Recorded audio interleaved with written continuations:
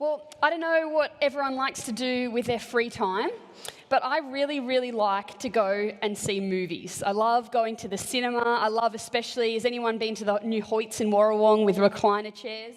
It's the best. And most of the time, even if the movie isn't great, I'm usually pretty satisfied as long as the ending is good. You know, they tie up all the loose ends, you know what's going on for everyone. And if a movie ends without telling me what happens with the characters, you know, I don't know what's going on, I'm usually pretty disappointed. Does anyone else feel like that? I watched a movie a couple of weeks ago that lots of people had recommended to me called Collateral Beauty. And all these people had told me that it was this great film that I should watch, but I just thought it was dumb because there was all these characters in the end and we didn't find out what happened to them. They didn't give us closure. It was awful. Does anyone else get annoyed when that happens? Seriously? Only a few of you, whatever. It's fine. But if you've been here the past couple of weeks and you've listened to our series on Habakkuk, some of you might be feeling a little bit like I do towards the end of a movie. Is anyone ready this week for some closure on the book of Habakkuk? You want some closure? You're ready to know the answers? Because we've been reminded that it's perfectly okay, maybe even necessary for us to ask questions of God, to ask him why he lets bad stuff happen in our world, why bad things happen to good people. Habakkuk, he talked about why things were happening in his world that he didn't understand, and he asked God how long it was going to last for. And then instead of solving all of Habakkuk's problems like I would have liked, God just tells him how to be better at waiting. And that was a good lesson for us to learn last week, to listen and to write and to be active in the wait. But it's still not really resolved at the end of the story. So I think this week we're ready to wrap it up. The book's nearly over and I'm pretty much ready to see Habakkuk's problems solved, right? Are you ready for that to happen? Well, if you've read ahead, you know that it doesn't. It's not how it ends. God doesn't show up like Habakkuk would have liked, I'm sure. He doesn't solve or change anything about Habakkuk's situation. Nothing is done, nothing is finished. It's pretty much the worst movie ever. But you know, Habakkuk's a pretty wise guy, I think. And he gives us some principles. This is probably my favourite part of the book that we're going to take a look at today. He gives us some steps for holding on to hope, even though everything around us might seem like it's crumbling. Habakkuk gives us this example of how we might be satisfied in life and in relationship with God when we don't know all the answers. This chapter 3, it's where Habakkuk's faith, it sort of goes to a whole nother level. It's where we see him living out what it says in chapter 2, verse 4, that the righteous people will live by his faithfulness. And as much as I love good closure at the end of the story, I actually think that the lesson that we learn here is so much more important. Because you probably know this if you've lived for a couple of years at least, that actually life isn't all wrapped up nice and neatly. We don't always understand what is going on, and we actually have to learn to have the type of faith that Habakkuk had despite what was going on around him. So this morning, we're going to just take a look at 3 things that Habakkuk does, 3 things that he shows us, 2 smaller things at the beginning and 1 bigger point to end on. So the first one is this. This is the first thing that Habakkuk does. He looks back and he remembers what God has done. He begins with this prayer where he pleads with God to repeat what he's done in the past. What he goes on then to do, even though God doesn't do that, is he spends time reflecting on what God has done. I want you to take a look at verse 3. It says, God came from Teman, the Holy One from Mount Paran. His glory covered the heavens and his praises filled the earth. His splendor was like the sunrise. Rays flashed from his hand where his power was hidden. Plague went before him. Pestilence followed his steps. He stood and shook the earth. He looked and he made nations tremble. The ancient mountains crumbled. The old age hills collapsed. But he marches on forever. See, Habakkuk, he spends time remembering what he knows God has done. He gives this detailed explanation of God and his glory and what he did in nature. See, there's value in looking back. in looking back at what God has done because it reminds us of what God is capable of doing in the future. When Habakkuk, he can't see God at work in his present, but he looks back and he remembers all that God has done, all that God is. And I wonder this morning if you've looked at this series and thought, you know what, my life looks a whole lot like Habakkuk's.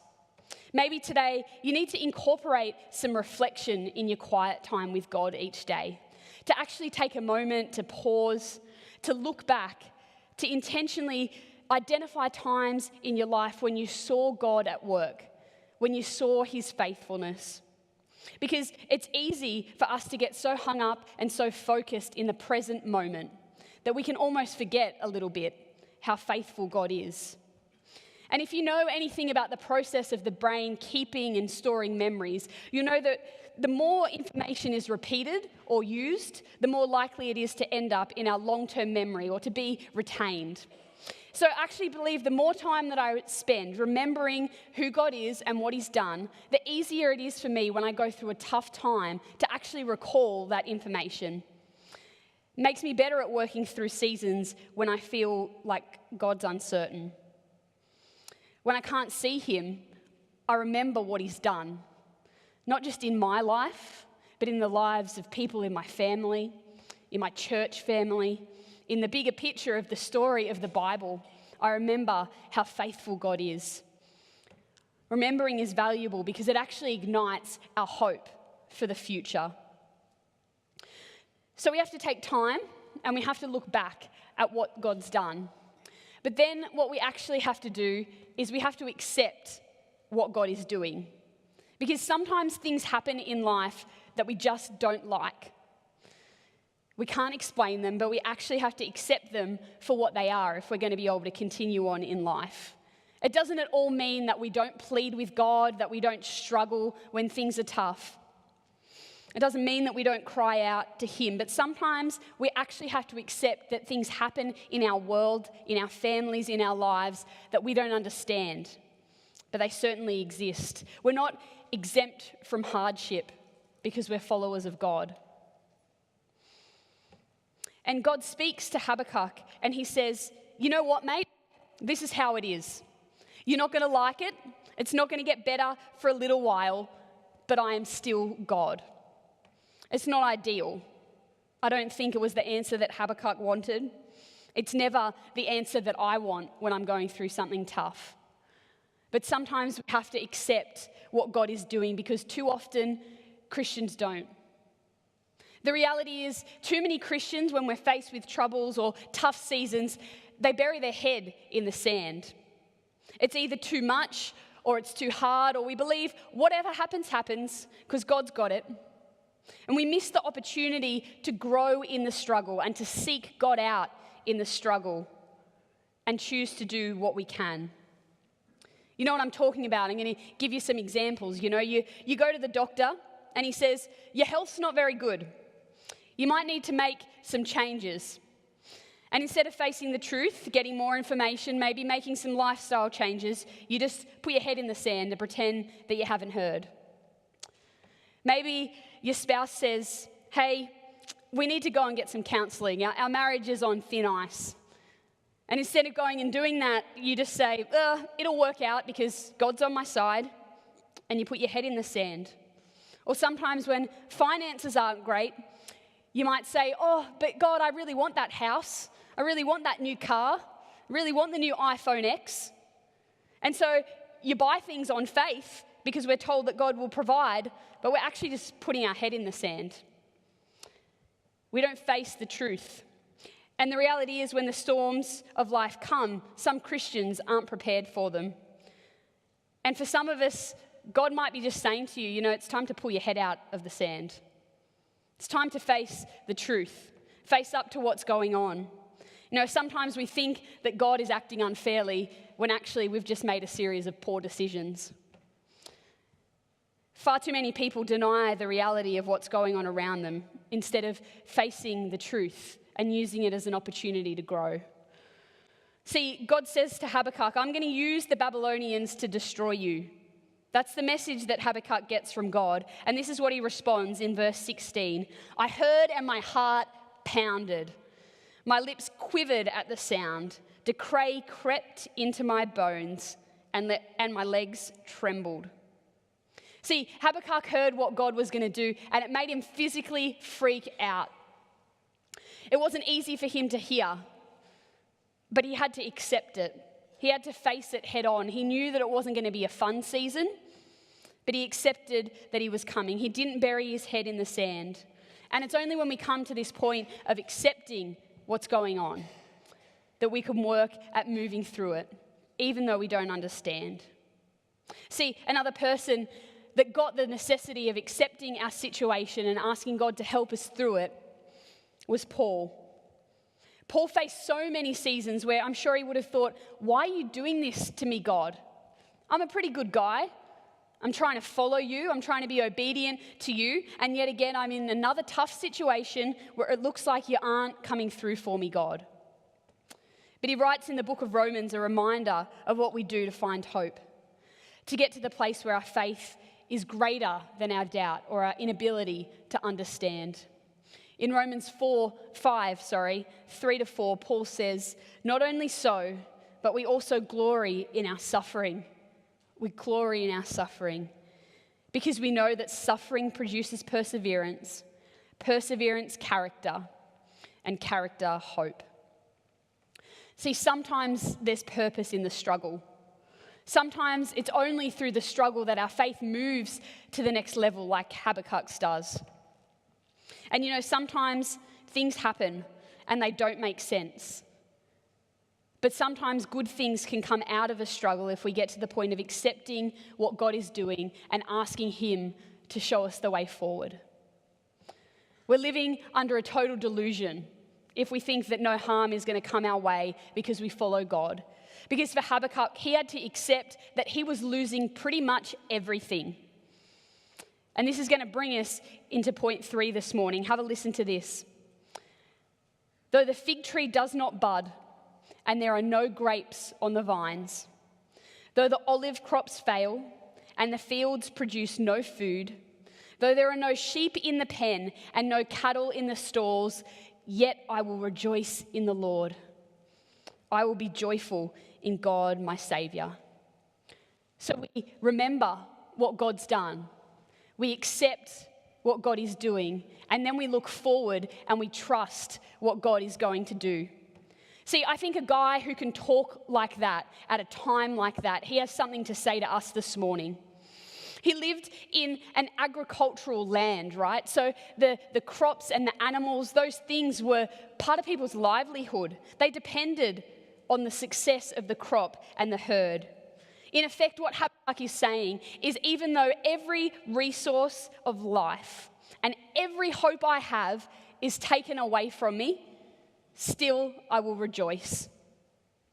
The fig trees and the olives and the grapes, they're permanent crops and they provide an ongoing resource to the people, and they're cut off. And then there's the fields, which are the annual crops which people invest in over the year, and then they can store up things that help them into the future. They're gone. And then to top it all off, there's no livestock either. Nothing. And that might not mean much to us, but Habakkuk is saying, God, you've taken essentially everything I have away from me, and still I'm going to rejoice in you. If we were to translate that a bit more modernly, for us it might sound something like this. Though I've lost my job and my husband's got a bad diagnosis, though my children are far from God and my family is falling apart, though my car's broken down and I can't afford my mortgage repayments, I'm in a situation where I can see no evidence that you exist or even care about me, God, but still I'm going to praise you. Still I'm going to trust you. Still I will lift you up. Even though it seems as if I have absolutely no reason to, I'm going to make the choice to rejoice in you, God. And you know, it's not just a, yeah, God, I know that you're good, kind of rejoicing either. The word for rejoice here, it comes from a root word which means to circle around. So what it's referring to is a vigorous, enthusiastic expression of joy. I love the Message version and how it translates this verse. It says, I'm singing joyful praise to God. I'm turning cartwheels of joy to my Saviour God. Like, who can even do a cartwheel, let alone when you're in a time of despair? And in contrast to the preceding verses that we've read in chapter 3, I think it would be pretty safe to say at this point that Habakkuk is a little bit crazy. How are you jumping for joy when your life is completely falling apart? But you know, he wasn't crazy. He just knew God. He knew what God was capable of doing. God was enough for him. What Habakkuk knew is that followers of God, they don't rejoice in their circumstance, which frequently changes. They rejoice in God. And because he knew God, he had the ability to trust, to praise, to hope, to rejoice, despite what was going on around him. He chose to find satisfaction in God rather than his circumstance. He had a no matter what type of faith. And I think that it's in the final couple of verses of this book that we really discover what made Habakkuk so certain. In verse 19, he says, "The sovereign Lord is my strength. He makes my feet like the feet of a deer. He enables me to tread on the heights." Do you see that? He is my strength. He makes my feet. He enables me. He does what we can't. It's possible for me to go on in my situation because of what God does in and through me. See, there's a reason that deer can climb up through high and difficult terrain, and we can't very easily. See, don't you just love when someone makes the mistake of climbing up somewhere really high and they're not a deer? Or they don't have at least hiking shoes on? Because what usually happens? They fall over. And when people fall over, that's funny, right? I think it's funny. We can't navigate and we can't remain stable if we're falling over, when our feet aren't like the feet of a deer. And just to give you a little illustration, I thought I'd tell you a story of some people that have fallen over. People just seem to fall over around me quite frequently. It's pretty funny, especially when I've got my GoPro out. And a couple of months ago, Jordan and I, who's my little brother, we were traveling in the United States. And we were in Central Park, but it was winter time. So it's not green and lush and beautiful like it usually is. It's quite icy and watery and not very safe. And Jordan decided that he would go and climb in an area that you weren't really supposed to climb. And he fell over because his feet, he didn't even have proper shoes on, not even proper walking shoes, and he fell down. So I got a clip to show you. He's not here this morning, so you can really have a good laugh. He is. He told me he was going to Junior Soldiers. Still laugh at him. It's still funny. Okay, I'm going to show you this clip.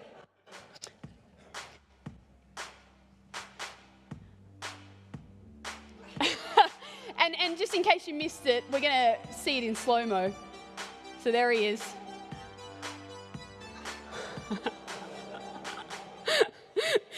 Thanks, buddy. Thanks for letting me share that clip. But you know, sometimes I think my life looks a little bit like Jordan's fall. See, when I'm not focused on who God is, when I'm not looking back and remembering his faithfulness, when I can't trust what God's going to do.